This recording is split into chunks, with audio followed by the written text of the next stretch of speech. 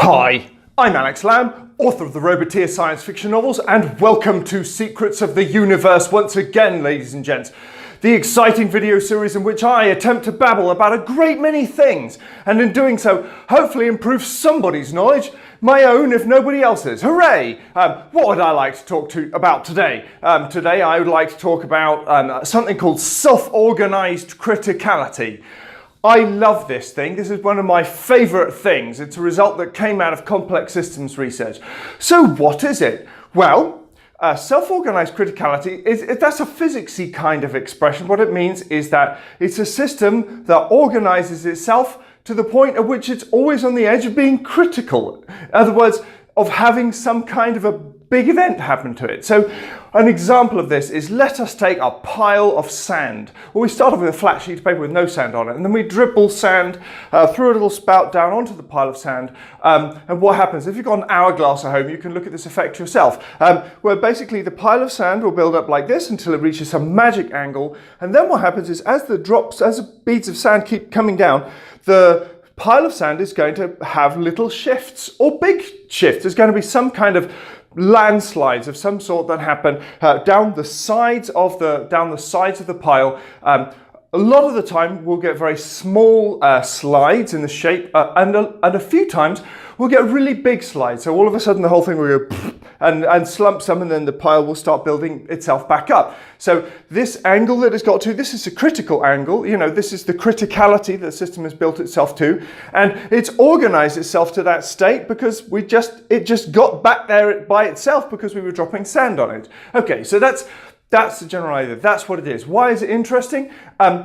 Self-organized criticality is interesting because I would propose, it's one of those patterns that describes so very much. It's an incredibly powerful, important, resonant pattern. Like being armed with an understanding of self-organized criticality, you are poised to take on the world. And why is this? Why would I say this? Well, it's not just about sand grains. Certainly there are physical systems that exhibit the pattern of self-organized criticality, first discovered by a man with a wonderful name of Per Back, by the way. Fabulous. Anyway, so earthquakes, as it turns out, follow self-organized criticality rules. That's nice. But then people started to discover there were very many other systems in nature that did too. Like, for instance, your brain. So all of the cascades of neurons that happen when you're doing tasks, or indeed society moves according to self-organized criticality, or indeed all of the stock markets of the world, all of these systems, and a vast amount more besides. For instance, the pattern of all of human conflict seems to follow this pattern. Self-organized criticality seems to be one of these macro uber patterns that underpins just about anything else. It comes up in a wild, crazy number of different kinds of situations.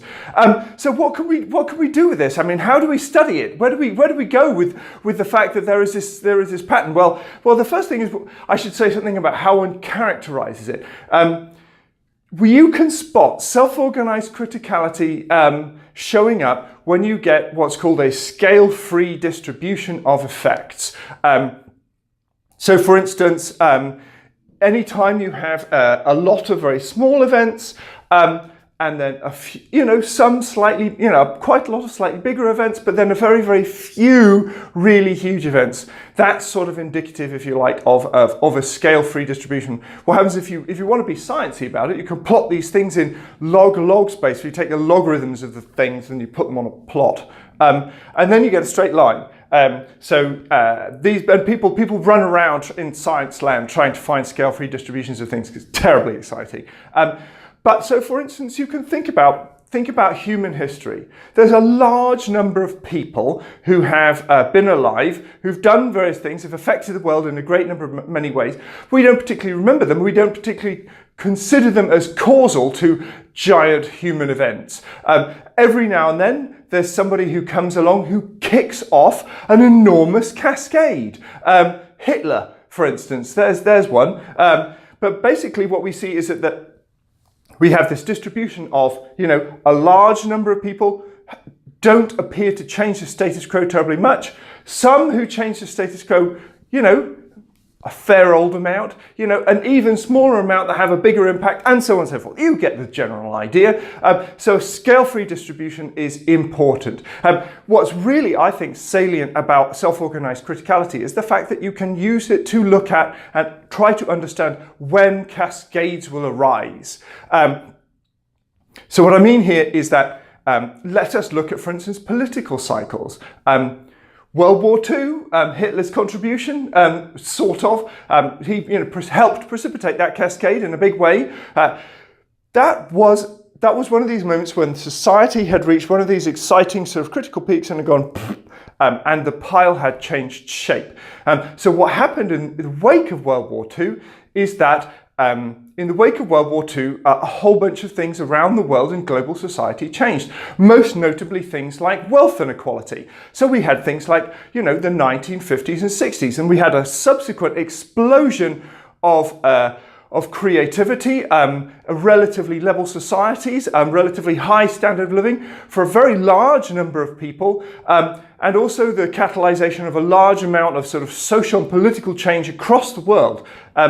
And then what happened is the system built itself back up to, or is in the process, I should say, of building itself back up to that critical threshold. And how do we know this? We know this because we can look at the pattern of the distribution of wealth inequality, or we can look at the build up to a critical point that happened prior to World War II, and then we can look at the cascade that happened during World War II and then what happened afterwards. So what we know, at least at this point, is that using wealth inequality as a marker for, at some level, society reaching a critical threshold, we seem to be getting back up to the critical threshold again, at which we know that some kind of cascade, not necessarily a giant one, of course, because you can never tell with self-organized criticality, but we know that some kind of a cascade is going to happen. We're near the critical limit. And we know this because things are getting silly and tribalized. And it doesn't matter what you look at. You can look at America with the Trump phenomenon, and Britain with Brexit, or you can look at the rise of the far right in various European countries. There's all sorts of wacky nonsense happening around the world where there's lots of people standing around saying, hang on a minute, I thought we were better than this. Didn't we do cleverer stuff than this in 1955? And the answer is yes, of course we did. We had the civil rights movement. We have so many wonderful achievements we made, and now everything seems to be sliding backwards. What's really actually happening is we're just reaching this point where things are so stiff and brittle that basically a cascade is pretty much guaranteed to show up. Another kind of cascade happened like a long, long time ago. Another great example is medieval Europe. In medieval Europe, we got to the point where we reached a critical cascade. We got to a sort of a brittle point of wealth distribution, but there was no world war. What happened then is that society reached that brittle point, and there was no conflict that changed it, but instead, because the wealth inequality rates had become so high, wages were suppressed so much for so much of the population, it was perfect conditions for a pandemic. And then when we got the Black Death and it raced through Europe, executing about a third of the human race, or at least a third of the European part, I should say. And then at that point then we have this sort of re-equalized society. Once again, the sand pile slides back, and then at that point, oh my goodness, a bloom of creativity, or we call that the Renaissance, and the repolarization of political ideas, and so on and so forth. You get the general idea. Self-organized criticality, it's all around us. It defines the shape of human history. Sadly, what it doesn't tell us is how big the coming cascade is going to be, and whether or not there's an existential conflict attached to it. That we'll have to discover. Fun, exciting, happy times ahead. But anyway, this is just opening the door on a fascinating field of study. This is, if you like, the closest thing we have to a crystal ball for understanding what's next for the human race. Self-organized criticality, ladies and gentlemen. Your mind, your society, the ground beneath your feet, the storms above your head. It's everything. It should be taught in schools. All right, thank you very much for listening and watching. Next time, something else.